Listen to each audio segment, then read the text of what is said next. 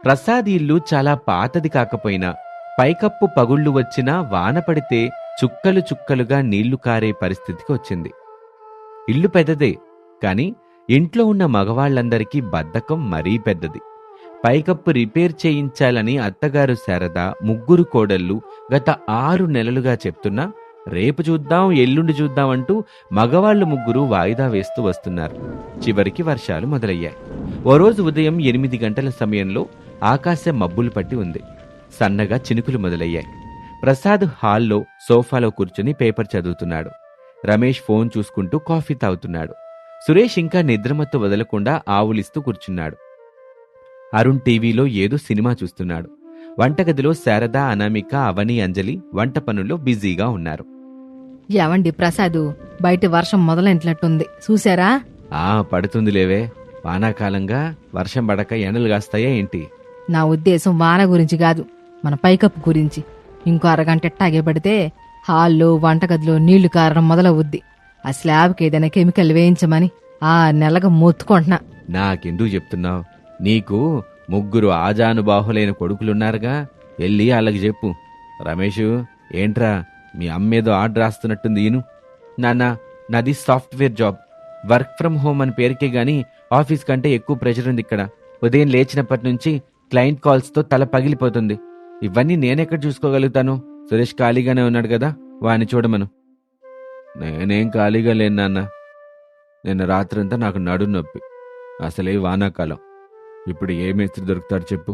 వర్షాలు తగ్గాక తిరిగ్గా చూద్దాం. అరే అరుణ్, అదేదో నువ్వు చూడొచ్చు కదరా. నేను చూస్తాను కదా. ఇంకో గంటలో క్రికెట్ మ్యాచ్ స్టార్ట్ అవుతుంది, అది చూస్తాను. ఈ స్లాబ్ రిపేర్లు నాకెలా తెలుస్తాయి? ఎవరికైనా ఫోన్ చేసి పిలవండి. ఇంతలో వంటగదిలో నుంచి చట్మని దరిద్రం అన్న అవని కోపపు వాయిస్ వినిపించింది. అత్తయ్య, చూడండి, నేను కష్టపడి చేసిన పప్పులో కరెక్ట్గా పైకప్పు కన్నంలో నుంచి మురికి నీరు చొక్కబడింది. ఆ పప్పు అంతా పాడైపోయింది. ఇప్పుడు నా పరిస్థితి ఇంకా దారుణం అక్క. నేను కూర వండుతుంటే నా తల మీద పడుతున్నాయి ఏకంగా నీళ్లు. పొయ్యి మీద కూడా నీళ్లు పడి మంట ఆరిపోతుంది. వింటున్నారా మీరంతా? వంటగదిలో వర్షం వస్తుంది. ఆ పాడు స్లాబ్ రిపేర్ చేయించకపోతే రేపటి నుంచి మీకు వంట ఉండదు. అదేంటి సార్ అది అలా అంటావు? వంటగదిలో ఒక మూల గారుతుంటే గిన్నెలు పక్కకు జరుపుకుని వండుకోవచ్చుగా. దానికి వంట మానేయాలా? అడ్జస్ట్ అవ్వాలి గాని. మావయ్య, వంటగదిలో మాత్రమే కాదు, మీ పెద్ద కొడుకు పడుకునే గదిలో మంచం మీద కూడా సరిగా దిండు దగ్గరే నీళ్లు కారుతున్నాయి. నిన్న రాత్రి రమేష్ కింద పడుకున్నారు. అవునాన్నా, నిన్న నేను చాలా ఇబ్బంది పడ్డాను. ఒకసారి ఆ మేస్త్రికి కాల్ చేసి పిలవండి. సరేలే, ఈ వాన తగ్గనివ్వు, అప్పుడు పిలుద్దాం. ఇప్పుడెవరొస్తారు? మీరెళ్ళి వంట పూర్తి చేయండి ముందు, ఆకలేస్తుంది.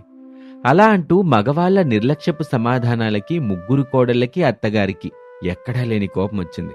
కాని చేసేది లేక గిన్నెలు పక్కకి జరుపుకుంటూ కష్టపడి వంట పూర్తి చేశారు. మగవాళ్లు మాత్రం హాయిగా కాలు మీద కాలేసుకుని వేడివేడి భోజనం లాగించేశారు. అప్పుడు మధ్యాహ్నం అయింది. మగవాళ్లంతా భోజనాలు చేసి ఎవరి గదుల్లో వాళ్ళు గుర్రు పెట్టి నిద్రపోతున్నారు. అత్తగారు శారద, ముగ్గురు కోడళ్ళు అనామిక గదిలో సమావేశమయ్యారు. నలుగురి ముఖాల్లోనూ తీవ్రమైన అసహనం కనిపిస్తుంది. అబ్బా, నేనిక భరించలేనక్క. ఇంట్లో నీళ్లు కారుతుంటే కూడా వీళ్ళకసలు చీమ కుట్టినట్లు కూడా లేదు. మనం కష్టపడి మీద నీళ్లు పడుతున్నా సరే వంట చేసి పెడుతున్నాం కాబట్టి వీళ్ళకంత సులువైపోయింది, అంత బలుపు పెరిగిపోయింది. అవునక్క, మా ఆయన అయితే కనీసం ఆ కారుతున్న నీళ్ల కింద ఒక బకెట్ పెట్టడానికి కూడా సోఫాలో నుంచి లేవలేదు. నేనే వెళ్లి పెట్టొచ్చాను. వీళ్ళ బద్దకానికి దండం పెట్టాలి తల్లి. నా కర్మ. నా మొగుడు దారిలోకే నా కొడుకులు కూడా వెళ్ళారు. ఆయన ఎప్పుడు ఇంతే, ఏ పని చేయడు, ఏళ్ళకే జాపడం. ముగ్గురు మొద్దుల్లా తయారయ్యారు. మీరొచ్చాకైనా ఇలా మార్చుకుంటారేమనుకున్నా, కాని మీ మాట కూడా వినట్లేదు. వినేరత్తయ్య, మాటలు చెప్తే వినే రకం కాదు వీళ్ళు. వాళ్ళకి అనుభవాలైతేనే తెలుస్తుంది, బుద్ధి కూడా వస్తుంది. అనుభవంలోకి రావడంటే మనం ఏం చేస్తాం చెప్పమ్మా అనామిక? ఒక అద్భుతమైన ప్లాన్ ఉంది అత్తయ్య. మనందరం కలిసి ఈ మగ మహారాజులకి ఒక చిన్న షాక్ ట్రీట్మెంట్ ఇద్దాం. అప్పుడు కాని వీళ్ళకి ఇల్లు కారడం వల్ల మనం పడుతున్న బాధ ఏమిటో అర్థమవదు. ప్లానా? ఏంటక్క చెప్పు, నేనైతే ఏదైనా చేస్తా. అవునక్క, ఏదైనా చేసి వీళ్ళకి బుద్ధి చెప్పాల్సిందే. మన ప్లాన్ పేరు వర్షాకాలంలో గొడుగు కింద భోజనాలు. భలే చెప్పేవరమ్మాయి అనామేక. ఏడియా నాకు ముందే దట్టుంటే ఈ పాటికి నా మొగుడు పరుగులు పెట్టిచ్చేసి ఆ మేసుని తీసుకొచ్చేవాడు. సర్లే, వచ్చే భారీ వర్షం కోసం ఎదురు చూద్దాం, అప్పుడు మన ప్లాన్ అమలు చేద్దాం. డన్. ఇక వీళ్ళ పని గోయిందా. అలా అని అనామిక తన ప్లాన్ని అత్తగారికి తోటికోడలకి వివరించింది. ఆ ప్లాన్ వినగానే అందరి ముఖాల్లో పెద్ద చిరునవ్వు వెలిసింది. అత్తగారు శారద కూడా కోడలి తెలివికి మురిసిపోయింది. అలా అనుకుంటూ ఉండగానే 2 రోజులు గడిచాయి. ఆదివారం మధ్యాహ్నం ఆకాశంలో దట్టంగా చీకటి పట్టింది. కుంభవృష్టి వర్షం పడ్డం మొదలైంది. ఉరుములు మెరుపులతో ఆరు బయట భయంకరంగా ఉంది. ఇంట్లో పరిస్థితి ఇంకా దారుణంగా ఉంది. హాల్లో 3 చోట్ల, వంటగదిలో 2 చోట్ల నీళ్లు ధారగా కారుతున్నాయి. మగవాళ్లంతా నీళ్లు కారని ఒకే ఒక్క సేఫ్ ప్లేస్ అయిన డైనింగ్ ఏరియా దగ్గర కుర్చీలు వేసుకుని కూర్చున్నారు. వంటగదిలో ఎవ్వరూ లేరు. శారదా, ఏమే, వాన బలి పడుతుంది బయట. వేడివేడిగా పకోడీలు, కాఫీ తీసుకురా. అనామిక, నాకు ఆకలేస్తుంది. నిన్నటి చికెన్ కూర ఏమైనా ఉంటే వేడి చేసి తీసుకురా. అవని, నా బట్టలన్నీ తడిసిపోతున్నాయి. కాస్త ఇక్కడికొచ్చి ఈ బకెట్లు ఎక్కడైనా పెట్టు. అంజలి, టీవీలో సిగ్నల్ పోయింది. ఆ సెట్ టాప్ బాక్స్ ఏమేదో కొంచెం చూడు. అప్పుడు ఎంత పిలిచినా లోపల నుంచి ఎవ్వరి వాయిస్ రాలేదు. ఇల్లంతా నిశ్శబ్దంగా ఉంది. మగవాళ్లు 4 ఆశ్చర్యంగా ఒకరి ముఖాలు ఒకరు చూసుకున్నారు. ఏంట్రా, ఎవరూ పలకట్లేదు? ఎక్కడికి పోయారు అందరూ? ఏమో నాన్న, వంటగదిలో ఉన్నారేమో, చూద్దాం పదండి.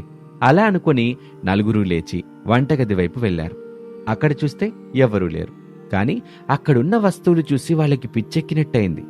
గ్యాస్ స్టవ్ లేదు, సిలిండర్ లేదు, వంట పాత్రలు లేవు. అన్నీ మాయమయ్యాయి. అరే, ఇంట్లో దొంగలు పడ్డారే ఏంటి? స్టవ్, సిలిండర్ ఎత్తుపోయినట్టున్నారు. దొంగలు స్టవ్లు ఎందుకు ఎత్తుకెళ్తారా పిచ్చోడా? ముందు మనవాళ్ళు ఎక్కడున్నారో వెతుకుదాం. అలా అనుకుంటూ ఇల్లంతా వెతికారు. ఎక్కడా లేరు. చివరికి హాల్లో ఉన్న కిటికీలో నుంచి ఆరు బయట చూసిన ప్రసాద్కి కళ్ళు బైర్లు కమ్మాయి. ఒరే ఒరే సురేషు, రమేషు, ఒరే అరుణు, ఇట్రండ్రా, బయట చూడండి. అది వినగానే 4 కిటికీలో నుంచి బయటకు చూశారు. అక్కడ దృశ్యం చూసి వాళ్ళ నోట మాట రాలేదు. జోరుగా వర్షం పడుతుంది. ఇంటి ఆవరణలో ఉన్న ఖాళీ స్థలంలో సిలిండర్, గ్యాస్ స్టవ్ పెట్టి ఉన్నాయి. అత్త, 3 కోడళ్ళు తలా ఒక పెద్ద గొడుగు పట్టుకున్నారు. అనామిక గొడుగు పట్టుకుని స్టవ్ మీద ఏదో వేయిస్తుంది. అంజలి గొడుగు పట్టుకుని గరిటె తిప్పుతుంది. శారద, అవని కుర్చీలో కూర్చొని తమ చేతుల్లో ఉన్న గొడుగులు పట్టుకుని వేడివేడిగా ప్లేట్లలో అన్నం, రసం పోసుకొని హాయిగా నవ్వుకుంటూ భోజనాలు చేస్తున్నారు. మధ్య మధ్యలో అనామిక చేసిన పకోడీలు తింటూ ఎంజాయ్ చేస్తున్నారు. వానలో తడవకుండా గొడుగులు అడ్డు పెట్టుకుని ఆరు బయట పిక్నిక్ లాగా వంట చేసుకుంటున్నారు. ఇదేంట్రా, వాళ్ళు ఆరు బయట వానలో వంట చేసుకుంటూ భోజనాలు చేస్తున్నారు? ఇదెక్కడి చోద్యం? నా పకోడీలు వాళ్ళే తినేస్తున్నారు. అసలు బయటకెందుకెళ్లారు వానలో? మనల్ని పిలవకుండా వాళ్లే పార్టీ చేసుకుంటున్నారా ఎన్నానా? దేవుడా, పక్కింటాలు చూస్తే నా పరువు బజార్న పడేలాగుంది. పదండి, బయటికి వెళ్దాం. అలా అనుకుంటూ 4 మగవాళ్లు తల మీద ప్లాస్టిక్ కవర్లు కప్పుకొని పరిగెత్తుకుంటూ ఆరు బయట ఉన్న అత్తాకోడళ్ల దగ్గరికి వచ్చారు. వానలో తడుస్తూనే వాళ్ల ముందు నిలబడ్డారు. అత్తాకోడలు మాత్రం వాళ్ళని చూసి కూడా చూడనట్లు, ఏమీ పట్టనట్లు తమ గొడుగుల కింద హాయిగా పకోడీలు తింటూ నవ్వుకుంటున్నారు. ఏమే శారదా, ఏంటిది? పిచ్చిగాని పట్టిందేంటి మీ అందరికీ?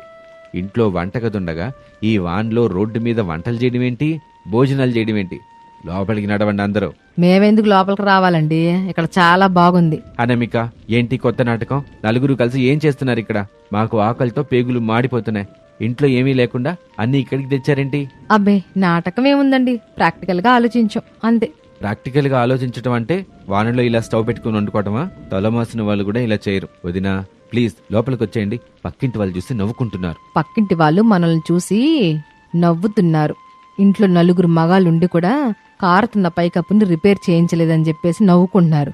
మీ బద్ధకాలు అందరూ చూస్తున్నారు. అంటే ఇదంతా దానికోసమేనా? దానికి ఇలా ఇల్లు వదిలేసి బయటకు వచ్చేస్తారా?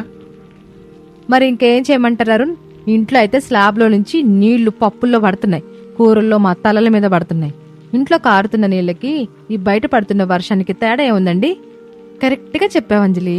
మావయ్య, రమేష్ ఇంట్లో వంటగదిలో వంట చేస్తుంటే పైనుంచి మురికి నీళ్లు వంటకాల్లో పడుతున్నాయి. లోపల గొడుగులు పెట్టుకుని వంట చేద్దామంటే గొడుగు పైకప్పుకి తగులుతుంది, పైగా గాలి ఆడట్లేదు. అదే ఇక్కడ బయట అయితే విశాలంగా ఉంటుంది, గొడుగులు హాయిగా పట్టుకోవచ్చు. స్వచ్ఛమైన వాన, నీరు పడినా ప్రాబ్లం లేదు. అందుకే ఇంట్లో కారే ఇరుకు స్థలం కంటే ఈ ఆరు బయట మాకు కంఫర్ట్ గా అనిపించి వంట ఇక్కడికి మార్చేశాం. అనామిక, నువ్వు మరీ లాజిక్లు మాట్లాడుకో. తప్పైపోయింది. మేమే నిర్లక్ష్యం చేశాం, సరేనా? నిర్లక్ష్యం కాదు రమేషు, మీరంతా మహా బద్దకస్తులైపోయారు. అసలు కళ్ళెదుట భార్యలు వంటగదిలో నీళ్లు పడతంటే ఇబ్బంది పడుతున్నారని మీకు తెలుసు. తెలిసినా కూడా మేస్త్రికి ఫోన్ చేయడానికి మీకు బద్ధకాలు. నా మొగుడికి ఎటూ బాధ్యత లేదు. మీరు కూడా అట్టగా తయారయ్యారా? మీరు మారే వరకు మేము ఇంట్లోకి రాం. వర్షం పడినప్పుడల్లా మా వంట మా భోజనం ఇక్కడే, ఈ గొడుగుల కిందే. మీకు కావాలంటే మీరు కూడా తలా ఒక గొడుగు కొనుక్కొని ఇక్కడికి రండి, వడ్డించి పెడతాం అంతే. అది విన్నాక శారద మాటలకి, అనామిక ఇచ్చిన లాజిక్కి మగవాళ్లకు మైండ్ బ్లాక్ అయింది. తమ బద్ధకం వల్ల ఇంట్లో ఆడవాళ్లు ఎంత ఇబ్బంది పడ్డారో వాళ్లకు ప్రాక్టికల్గా అర్థమైంది. పక్కింటి వాళ్ల బాల్కనీలో నిలబడి తమనే చూస్తూ నవ్వుకుంటున్నారని ప్రసాదు గమనించాడు. నలుగురికి అవమానంతో తలలు వంగిపోయాయి. శారద, నన్ను క్షమించు. నా వల్లే ఈళ్ళు కూడా ఇట్ట తయారయ్యారు. ఇంటి యజమానిగా నేను బాధ్యత తీసుకోలేదు. నా తప్పు నేను తెలుసుకున్నానుగా. దయచేసి అందరూ లోపలికి వచ్చేయండి. అవుననామిక, ఐఎమ్ రియల్లీ సారీ.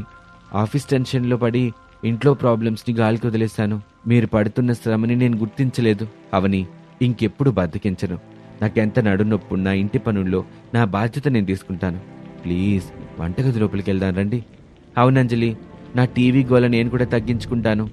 ఇంటి పనుల్లో నీకు సాయం చేస్తాను. ఈరోజు సాయంత్రమే మేస్త్రిని తీసుకొచ్చే బాధ్యత నాది. మాకు బుద్ధొచ్చింది. ప్లీజ్ ఇప్పుడు మాకు కూడా పకోడీలు భోజనం పెట్టండి. అసలు కడుపులో ఎలకలు పరిగెడుతున్నాయి. అలా అంటూ మగవాళ్లంతా మనస్ఫూర్తిగా తమ తప్పుని తెలుసుకోవటం, క్షమాపణ అడగటం చూసి అత్తాకోడలు ఒకరి ముఖాలు ఒకరు చూసుకుని చిరునవ్వు నవ్వుకున్నారు. అనామిక ప్లాన్ సక్సెస్ అయినందుకు అందరూ సంతోషించారు. సరే, మీరంతలా బ్రతిమలాడుతున్నారు కాబట్టి క్షమిస్తున్నాం.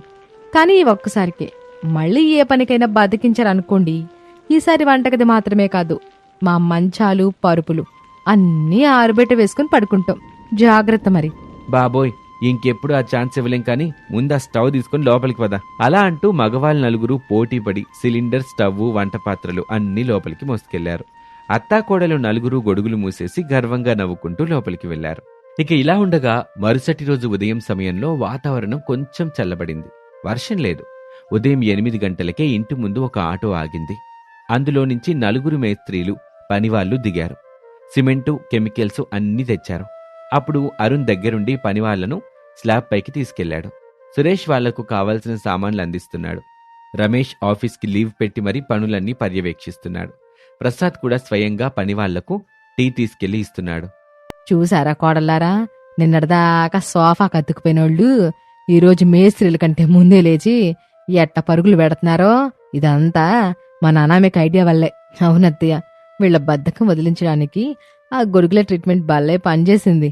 నిన్న రాత్రి మా ఆయన అయితే నా కోసం స్వయంగా టీ పెట్టి తెచ్చాడు తెలుసా. నాకు నమ్మశక్యం అవ్వలేదు. ఆడవాళ్ళు తలుచుకుంటే ఏమైనా చేయగలరు అత్తయ్య. మొగుళ్ళను మార్చడం ఒక లెక్క ఏంటి, కానీ పాపం వాళ్ళు కూడా మనసున్న వాళ్లే కదా. మన బాధని వాళ్ళకి వాళ్ళ భాషలో వాళ్ళకి అర్థమయ్యేలా చెప్పాము అంతే. ఇక్కనండి మన ఇంట్లో ఈ బద్ధకం అనే మాటకి తావే లేదు. అలా ఆ రోజు సాయంత్రానికల్లా ఇంటి పైకప్పు రిపేర్ అయింది. ఆ రాత్రి మళ్లీ భారీ వర్షం పడింది. కానీ ఈసారి ఇంట్లో ఒక్క చుక్క కూడా నీరు కారలేదు. అందరూ హాల్లో కూర్చొని టీవీ చూస్తూ వేడివేడి స్నాక్స్ తింటూ వర్షాన్ని ఆస్వాదించారు. అప్పటినుంచి ఆ ఇంట్లో మగవాళ్లు బద్ధకాన్ని వదిలేసి ఇంటి పనుల్లో ఆడవాళ్లకు సహాయం చేయటం మొదలుపెట్టారు. అనామిక వేసిన ప్లాన్తో ఆ కుటుంబం అంతా సుఖ సంతోషాలతో జీవనం కొనసాగించింది. ఇది వాల్టి కథ. మరొక ఆసక్తికర కథలో మళ్ళీ కలుద్దాం. అంతవరకు సెలవు. నమస్తే. ప్రసాద్ గారి ఇల్లు పెంకుటిల్లు అయినా ఒక పెద్ద కోటలా ఉంటుంది. ఆ ఇంట్లో అత్తగారు శారద చాలా కఠినంగా ఉంటుంది. ఇంటి పనులైనా ఆచారాలైనా ఆమె గీసిన గీత దాటడానికి ఎవ్వరూ సాహసించరు. ప్రసాద్ మాత్రం చాలా నెమ్మదస్తుడు. విశేషం ఏంటంటే ముగ్గురు కోడళ్ళు గర్భవతులే. అందులో పెద్ద కోడలు అనామికకి నెలలు నిండాయి. ఒకరోజు ఊర్లో వర్షాలు మొదలయ్యాయి. రమేష్, సురేష్, అరుణ్ ముగ్గురు వ్యాపార పనుల మీద పట్నం వెళ్లాల్సొచ్చింది. అమ్మా, మేం ముగ్గురం పట్నం వెళ్ళొస్తాం. అక్కడికి వెళ్లి సరుకులు చూసుకొని పాత బాకీలేమైనా ఉంటే వసూలు చేసుకుని వస్తాం. వాతావరణం ఏమీ బాగోలేదు. వర్షం పడేలా ఉంది. నువ్వేమో ఎప్పుడూ ఏవేవో పనులు చేస్తూ ఉంటావు. కొంచెం జాగ్రత్తగా ఉండు. నాన్నకు మందులు సమయానికివ్వు. కోడలను కూడా జాగ్రత్తగా చూసుకో. నా ఇంటిని, నా కోడలని ఎట్టా చూసుకోవాలో నాకు బాగా తెలుసురా. నువ్వే నాకు అప్పుడే నేర్పక్కర్లా. నేను పుట్టి పెరిగి నిల్లిది. మీరు జాగ్రత్తగా వెళ్ళిరండి. ఆ పట్నంలో ఎవరెట్టా ఉంటారు ఏమో. ఎవరి దగ్గర మోసపోబాకండి. అనామికకేం 9వ నెల. ఏ క్షణమైన నొప్పులు రావచ్చు. మీరేవేవో కుంటి సాకులు చెప్పి ఆలస్యం చేయకుండా త్వరగా ఇంటికి చేరుకోండి. అలాగేనమ్మా, నువ్వు చెప్పినట్టే చేస్తాం. కానీ చూడు, అవని, అంజలి కూడా గర్భవతులు కదా. వాళ్ళిద్దరికి ఇప్పుడు 5వ నెల. ఎక్కువ శ్రమ పడకూడదని డాక్టర్ గారు చెప్పారు. వాళ్ళతో ఏవేవో పనులు చేయించి వాళ్ళని ఇబ్బంది పెట్టుకో. నేను అలానే ఏదో రాచి రంపాన పెడుతున్నట్టు మాట్లాడతావేంట్రా? ప్రెగ్నెన్సీ కదా అని రోజంతా మంచం మీద పడుకుంటే పుట్టబోయే బిడ్డలకి మంచిది కాదు, వాళ్ళ ఆరోగ్యానికి కూడా మంచిది కాదు. కదలకుండా పడుకుంటే కండరాలు బట్టి అత్తే. కొద్దిగా అటు ఇటు నడుతున్నా చిన్న చిన్న పనులు చేస్తేనే సుఖప్రసవం అవుద్ది. మీరు ముందు బయలుదేరండి, నా పని నేను చేసుకుంటా. సరే అమ్మా, మేం వెళ్ళొస్తాం. నాన్న, మందులు వేసుకున్నారా? మేం త్వరగానే వచ్చేస్తాం, జాగ్రత్త.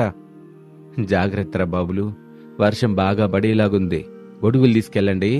ఆ పట్టణంలో ట్రాఫిక్ అది ఎక్కువగా ఉంటుంది. రోడ్లు దాటేటప్పుడు చూసుకొని వెళ్ళండి. పని పూర్తవగానే ఇంకేమీ ఆలోచించకుండా త్వరగా వచ్చేయండి. అలా అనుకుంటూ ముగ్గురు కొడుకులు పట్నం వెళ్లారు. వాళ్ళు వెళ్లిన కాసేపటికే మధ్యాహ్నం నుంచి వాతావరణం పూర్తిగా మారిపోయింది. ఆకాశం దట్టమైన నల్లటి మేఘాలతో నిండిపోయింది. ఉరుములు మెరుపులతో భారీ వర్షం మొదలైంది. అనామిక, నెమ్మదిగా నడు. పదే పదే చెప్తున్నా ఎనవెందుకు? నెలలు నిండిందానివి, ఆ బరువులు ఎత్తకో. నీకు చేత కాకపోతే అవనీకో అంజలికో చెప్పు, వాళ్ళు చేస్తారు. అవని, అంజలి, మీరిద్దరూ ఆ కూరగాయలు తరిగి పెట్టండి, నేను వెళ్ళి బియ్యం కడిగొత్తాను. అత్తయ్య, బయట వర్షం చాలా భయంకరంగా పడుతుంది.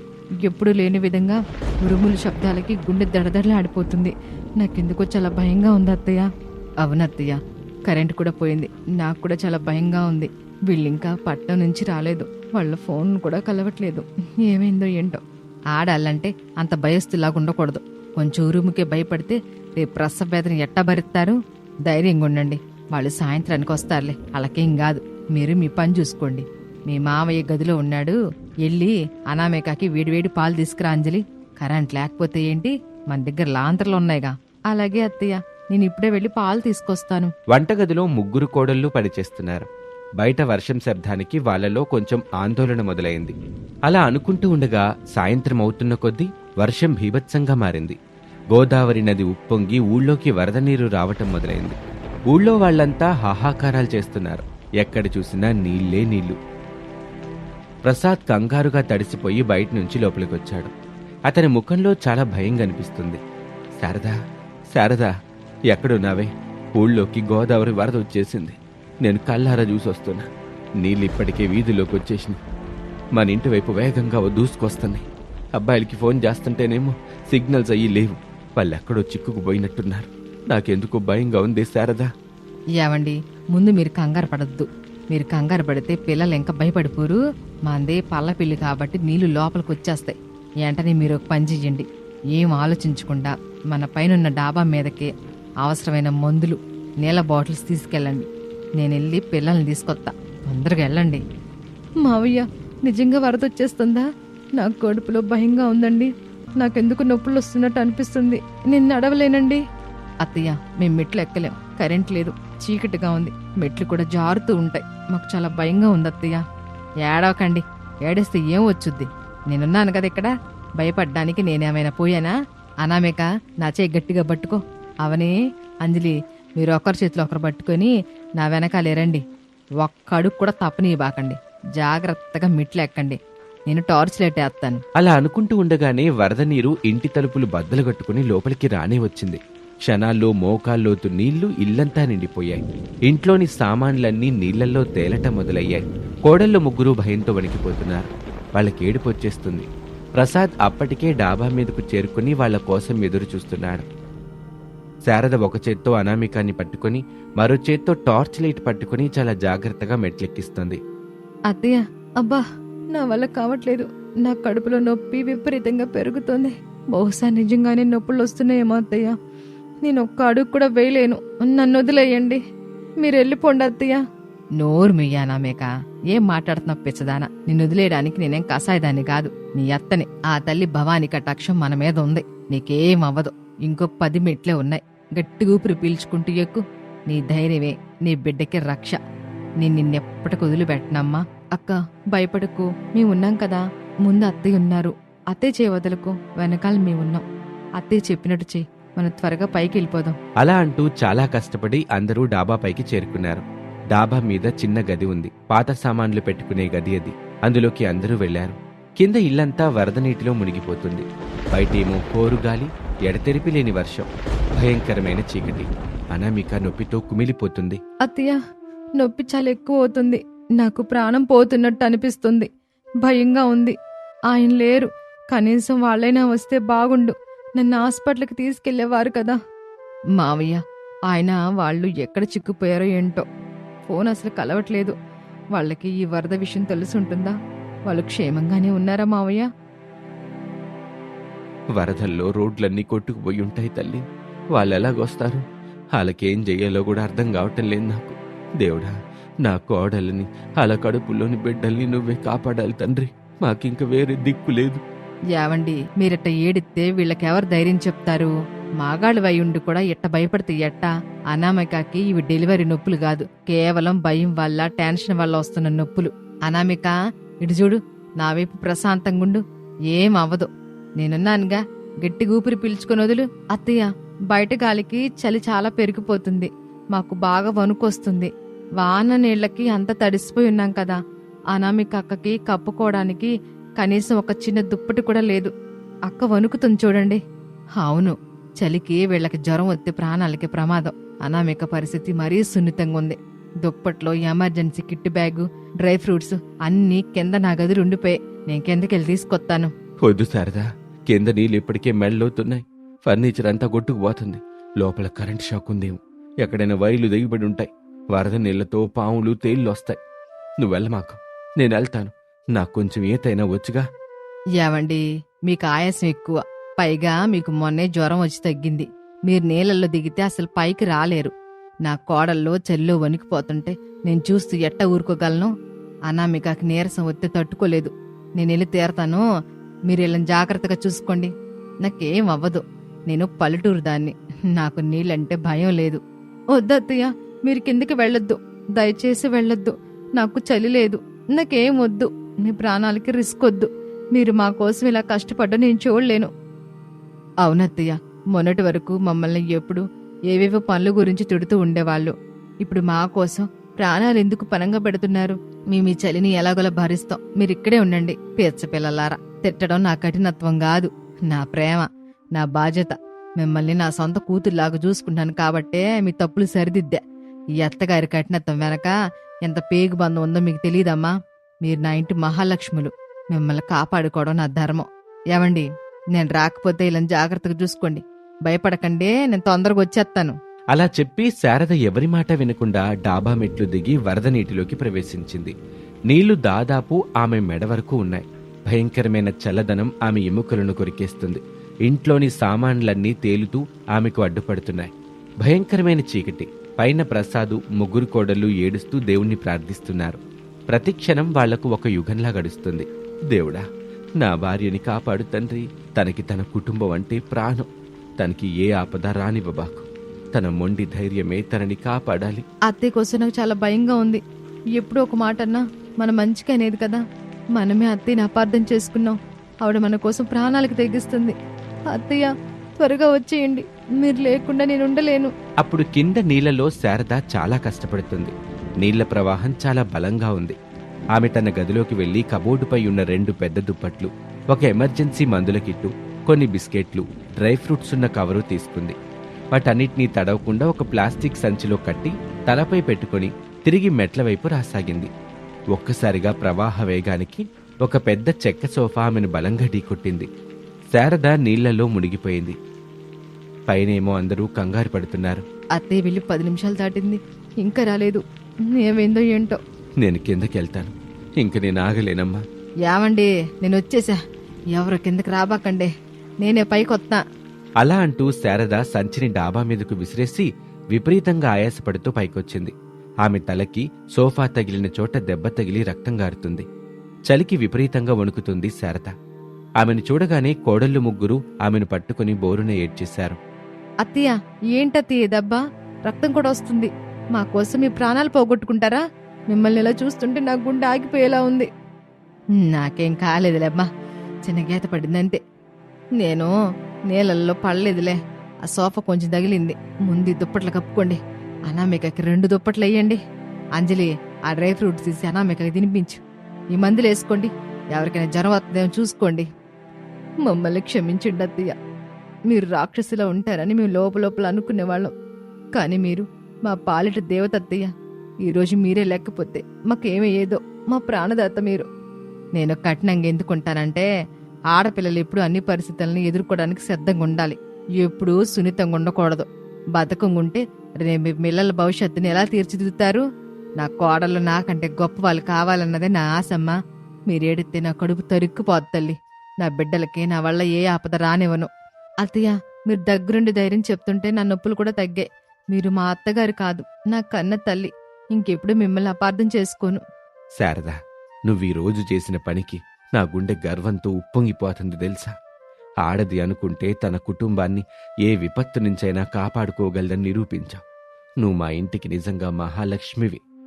ఆ రాత్రంతా శారద తన పంటి బిగువన చలిని భరిస్తూ తలకు చిన్న గుడ్డతో కట్టుగట్టుకుని తన ముగ్గురు కోడలను అక్కును చేర్చుకుని కూర్చుంది. వారికి ఏవేవో కథలు చెప్తూ తన చిన్నప్పటి ముచ్చట్లు చెప్తూ ధైర్యం చెప్తూ రాత్రి గడిపింది. అనామికకు ఎలాంటి ఇబ్బంది లేకుండా పదే పదే ఆమె పరిస్థితి చూసుకుంటూ ఉంది. మరుసటి రోజు ఉదయం వర్షం పూర్తిగా ఆగిపోయింది. వరద నీరు నెమ్మదిగా తగ్గటం మొదలైంది. ఉదయం 8 గంటల సమయంలో బయట పడవ చప్పుడు వినిపించింది. అమ్మా, నాన్నా, అనామిక, మీరెక్కడున్నారు? అవని, అంజలి, మీకు వినిపిస్తుందా? అమ్మా, ఎక్కడున్నారు మీరు? అబ్బాయిలొచ్చారు. రేయ్, మేం డాబా మీదున్నాంరా, అందరం క్షేమంగానే ఉన్నాం, ఇక్కడికి రండి. అప్పుడు కొడుకులు ముగ్గురు రెస్క్యూ బోట్లో ఇంటి దగ్గరికి చేరుకున్నారు. డాబా పైకొచ్చి అక్కడున్న పరిస్థితి చూసి వాళ్లు కన్నీళ్లు పెట్టుకున్నారు. తమ తండ్రి, భార్యలు, తల్లి పడ్డ కష్టం చూసి చలించిపోయారు. శారద తలకున్న గాయం చూసి రమేష్ పరిగెత్తుకుంటూ వెళ్ళాడు. అమ్మా, ఏంటమ్మా ఇది? నీకు దెబ్బలా తగిలింది? నేను ఇలా చూస్తుంటే నా ప్రాణం పోతుంది. అనామిక, నువ్వు క్షేమమేనా? నీకేం కాలేదు కదా? నేను క్షేమంగానే ఉన్నానండి. కాని మీ అమ్మగారు నిన్న రాత్రి మా కోసం ప్రాణాలకు తెగించి కాపాడారండి. కింద వరద నీళ్ళలో మునిగిపోయారు. గాయపడి మరీ మా కోసం దుప్పట్లు, మందులు తెచ్చారు. ఆవిడ లేకుంటే నేను, నా కడుపులో బిడ్డ, అవని, అంజలి ఎవరూ బ్రతికే వాళ్ళం కాదు. ఆవిడ మాకు పునర్జన్మిచ్చారు. అమ్మా, నిన్నెప్పుడూ అర్థం చేసుకోలేకపోయానమ్మా. నీ కఠినత్వం వెనుక ఎంత పెద్ద మనసు దాగుందో ఇప్పుడు అర్థమైంది. మమ్మల్ని క్షమించమ్మా. అవునమ్మా, మమ్మల్ని క్షమించు. నిన్ను, నాన్నని, కోడలని ఈ కష్టంలో వదిలేసేళ్ళాం. మేము ఉండి ఉంటే నీకీ పరిస్థితే వచ్చేది కాదు. పిచ్చపిల్లలారా, నేను తల్లినిరా, తల్లినే. తల్లి తన పిల్లల కోసం ఏవైనా చేసుద్ది. నా కోడల్లో నా ప్రాణాలరా, వాళ్ళని రక్షించుకోవడం నా బాధ్యత కాదా? ఇక మీ భార్యల్ని జాగ్రత్తగా పడవలోకి ఎక్కించండి. అనామికని వెంటనే హాస్పిటల్లో చెక్ చేయించాలి. పదండి, ఆలస్యం చేయవాకండి. రండ్రా, అందరం కలిసి వెళ్దాం. ఈ వరద మన ఇంటిని ముంచినా మన మనసులో ఉన్న అపోహల్ని మాత్రం గడిగేసింది. మన కుటుంబాన్ని మునుపటి కంటే మరింత గట్టిగా ఒక్కటి చేసింది. అలా రెస్క్యూ సిబ్బంది సహాయంతో అందరూ సురక్షితమైన ప్రాంతానికి చేరుకున్నారు. అనామికను వెంటనే హాస్పిటల్లో చేర్చారు. ఆ తర్వాత కొన్ని రోజులకి ముగ్గురు కోడళ్లు పండంటి బిడ్డలకు జన్మనిచ్చారు. అప్పట్నుంచి ఆ ముగ్గురు కోడళ్లు తమ అత్తగారైన శారదను దేవతలా పూజించటం మొదలుపెట్టారు. అత్తగారి కఠినత్వం వెనుక ఉన్న అపారమైన ప్రేమను, బాధ్యతను వారు పూర్తిగా అర్థం చేసుకున్నారు. శారద తన మనవళ్ళు, మనవరాళ్లతో, కొడుకులు, కోడళ్లతో ఎంతో ఆనందంగా, సుఖ సంతోషాలతో జీవించటం గడపసాగింది. ఇది వాల్టి కథ. మరొక ఆసక్తికర కథలో మళ్ళీ కలుద్దాం. అంతవరకు సెలవు. నమస్తే.